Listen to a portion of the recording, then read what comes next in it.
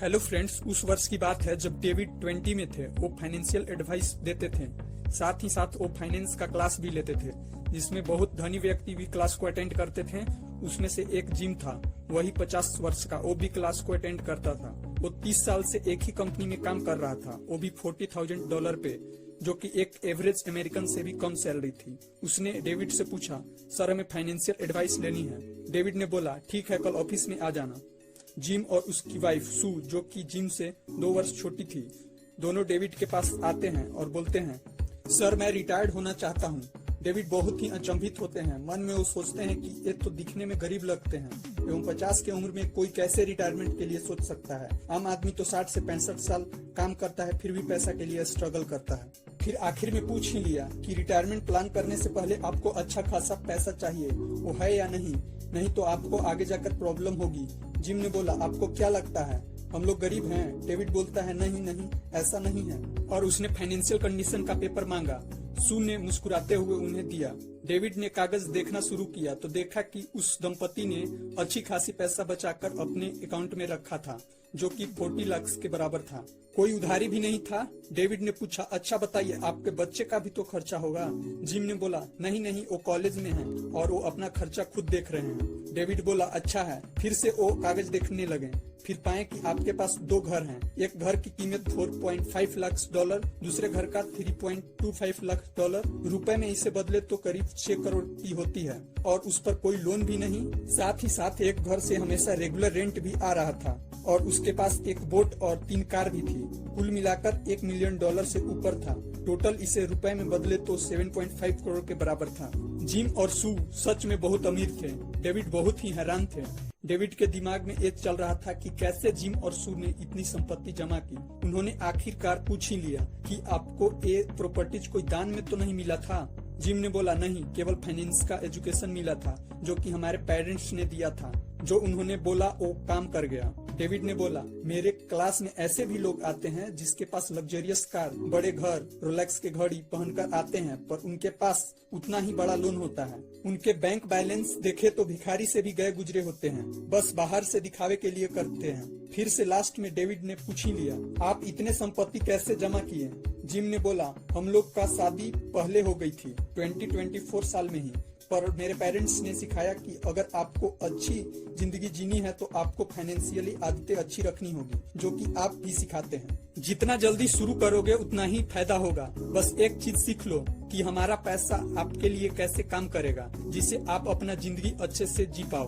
उसको सीख लो, नहीं तो जिंदगी भर काम करोगे और हैंड टू माउथ जियोगे, जो कि आम लोग भी करते हैं। तथा सबसे पहले अपने आप को पे करो, फिर दूसरे को दो। बहुत पर्सन ऐसे होते हैं जो पहले बिल पे करते हैं, यानी लोन आदि देते हैं, फिर बचे पैसे को इन्वेस्ट करते हैं, जबकि हम पहले इन्वेस्ट करते हैं फिर पैसे को खर्च करते हैं। पहले इन्वेस्टमेंट करने में तो थोड़ी दिक्कत होगी, जैसे कि यहाँ पर जिम और सू के साथ हो रहा था। उनको पहले बहुत दिक्कत होती थी, वो भी सोचते थे कि हम छोड़ दें, और उन्होंने फिर से अपने पेरेंट्स से बात किया, जो कि उनके फाइनेंशियल एजुकेशन दिए थे। फिर उन्होंने बोला, इससे कंटिन्यू करो, अपने आप सेटल्ड हो जाएगा। वो पहले 4 से 5% ही इन्वेस्ट कर पाते थे, फिर 10% के आसपास कुछ दिन के बाद बचाकर इन्वेस्ट किया तो आज 15% के आसपास पहुंच गया। इसके पीछे यह है कि जो दिख ही नहीं रहा है उसको कैसे खर्च करेंगे, क्योंकि पेमेंट आते ही ऑटोमेटिक कट जाता है, जैसे कि आज SIP सिस्टमेटिक इन्वेस्टमेंट प्लान में होता है, जिसे वो पहले अपने आप को पेमेंट करते हैं फिर दूसरे का। जिम को पहले 4 से 5% भी बचाने में बहुत दिक्कत होती थी। डेविड ने कुछ लेसन जिम और सू से सीखा। फर्स्ट लेसन, फर्स्ट पे योर सेल्फ। आपने अक्सर देखा होगा कि कोई भी व्यक्ति पहले अपना लोन, बिल, एक्सपेंसेस आदि को देता है और फिर बचे पैसे को इन्वेस्ट करता है। इनफैक्ट आप भी ऐसे ही करते होगे। यदि आप भी ऐसे करते हो तो यस लिखे कमेंट बॉक्स में, और ऐसे नहीं करते हैं तो नो लिखें। यदि आप भी 10,000 या 20,000 कमाते या लाख कमाते हैं तो पहले 1% से ही इन्वेस्टमेंट स्टार्ट करें। यानी 10,000 कमाते हैं तो आपको 1% यानी 100 रुपए से पहले कहीं इन्वेस्टमेंट करना शुरू करें। अपना पेमेंट आते ही और बाकी पैसे से आप काम करें। स्टार्टिंग में तो बहुत दिक्कत होगी, जैसे कि जिम और शू के साथ हुआ था, पर धीरे धीरे आपको 1% के बिना भी रहने का आदत हो जाएगा। फिर आप जब एक स्टेबल पोजीशन पर पहुंच जाएंगे तो आप फिर से ग्रेजुअली अपना इन्वेस्टमेंट बढ़ाएं, लाइक 1% से 2%, 2% से 4%, 4% से 5%, ऐसे कर 10 से 15% तक ले जाएं। शायद आपको ये अमाउंट बहुत कम लग रहा होगा, आप भी सोच रहे हो कि 10 से 15% पर क्या होगा, पर यही 10 से 15% आपको लॉन्ग टाइम में कंपाउंडिंग का इफेक्ट देगी, जिससे आप एक वेल्दी पर्सन बन पाओगे। जैसे कि जिम के पेरेंट्स ने भी कहा था कि आपके सैलरी का 10% एसेट को बिल्ड करने में फोकस करना है, यानी इन्वेस्ट करना है। कुछ ऐसे पर्सन होते हैं जो दिखावे के लिए रिच लगते हैं, कहीं जाना हो तो लग्जरियस कार में, कहीं रहना हो तो आलीशान बंगलों में, कपड़ा लेना हो तो वो भी बेस्ट ब्रांड का, जो कि दिखावे के लिए करते हैं। उनके फाइनेंशियल पोजीशन देखे तो वो लोन पे ही रिलाई रहते हैं, उनके पास लोन ही लोन होता है, उनके अकाउंट में डेली EMI कटता है। जबकि वेल्दी पर्सन वो होता है जिसका वेल्थ हिडन होता है, जो दिखावे के लिए नहीं करता है, वो एक एक रुपए को सेव कर अपने वेल्थ को जनरेट करने में लगाता है, ताकि हमारा पैसा हमारे लिए काम करे। सपोज आपने रिलायंस इंडस्ट्री को 2005 में 1 लाख भी लगाए होते तो आपको आज ऑलमोस्ट 24 लाख पैसा होता, जिसके पावर को जिम और शू ने समझा और अपना वेल्थ क्रिएशन पर ध्यान दिया और SIP करना शुरू किया, जो कि उनको ऑटोमेटिक बना दिया, जिसे मंथ के इनकम आते ही अपने आप कट जाता था, जिसे उनको एक एज मिला। सेकंड लेसन, पे लोन क्विक। जैसा कि जिम और शू ने होम लोन को बहुत जल्द खत्म किया, उनके पेरेंट्स ने सिखाया था कि आप EMI का पैसा 2 बार में दो। सपोज आपका EMI पर मंथ 1000 है 30 मंथ तक, तो आप EMI के पैसे जो कि 1000 पर मंथ देना है उसे 2 बार में करके दो। 15 दिन पे 500 और लास्ट में 500 पे करें, जिससे आपका EMI इंटरेस्ट कम होगा और आपका जो EMI 30 मंथ का था वो ऑलमोस्ट 23 मंथ या 24 मंथ में ही खत्म हो जाएगा। उसी तरह उन्होंने 30 मंथ का होम लोन EMI 23 मंथ में ही खत्म कर दिया, क्योंकि उनको EMI को लास्ट में देना ही था। उसी का फायदा उठाया क्योंकि उनके फाइनेंस का नॉलेज था। एक और एग्जांपल से समझते हैं। सपोज आपने 1 करोड़ का घर खरीदा, 1 लाख का EMI पर मंथ चल रहा है 5 साल तक। आपने EMI को 15 दिन पर 50,000 फिर मंथ के लास्ट में 50,000 दिया, तो आपका EMI मंथ कम हो जाएगा और आपका लोन ऑलमोस्ट 4.2 साल में ही खत्म हो जाएगा। Third lesson, the latte factor. The latte factor बोलता है कि जो आप फालतू खर्च करते हो उसको सेव कर इन्वेस्ट करें।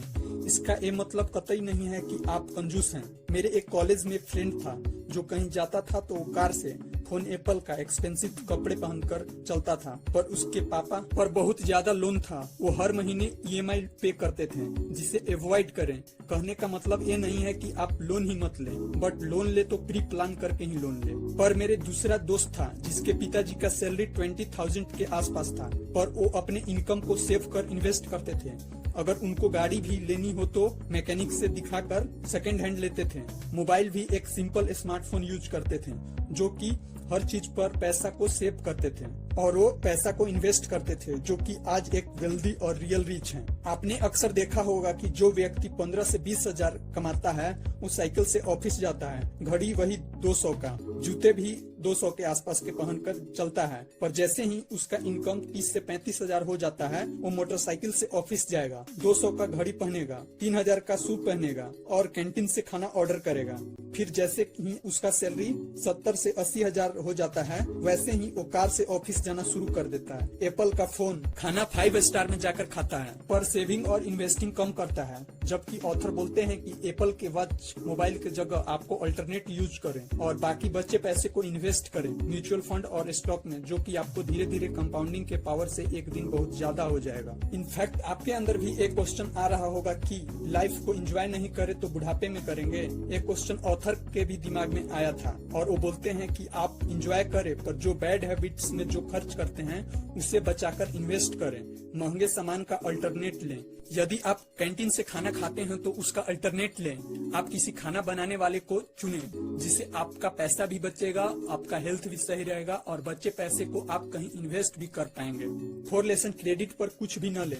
मेरा एक दोस्त था अमित, जो कि एक MNC में काम करता था। कंपनी को अच्छे प्रॉफिट देता था, जिससे कंपनी ने उसे 5 लाख का बोनस अगले मंथ में देने वाली थी। उसने सुनते ही शाम में आकर एक कार बुक कर लिया, वो भी क्रेडिट पर, बिना पैसा अकाउंट में आए ही। यदि इंडिया में करेंटली क्रेडिट कार्ड का इंटरेस्ट देखे तो 40% पर एनम है, जो कि बैंक लोन से भी ज्यादा है। फिर भी लोग यूज करते हैं क्योंकि इसे यूज करना आसान होता है। SBI की बात करें तो उसके क्रेडिट कार्ड पर 3.5% पर मंथ इंटरेस्ट लगता है, यानी 42% per annum rate credit card पर लगता है। इसलिए क्रेडिट कार्ड के यूज करना बंद करें, हो सके तो कम भी करें, जिससे क्रेडिट कार्ड के ट्रैप में आप न फंसें। यदि आपको वीडियो पसंद आ रहा होगा तो लाइक, शेयर एंड सब्सक्राइब करें ऐसे ही इन्फॉर्मेटिव वीडियो के लिए। और यदि बिजनेस सीखना चाहते हो टॉप मिलीनियर प्रोफेसर से, देन कॉल नाउ।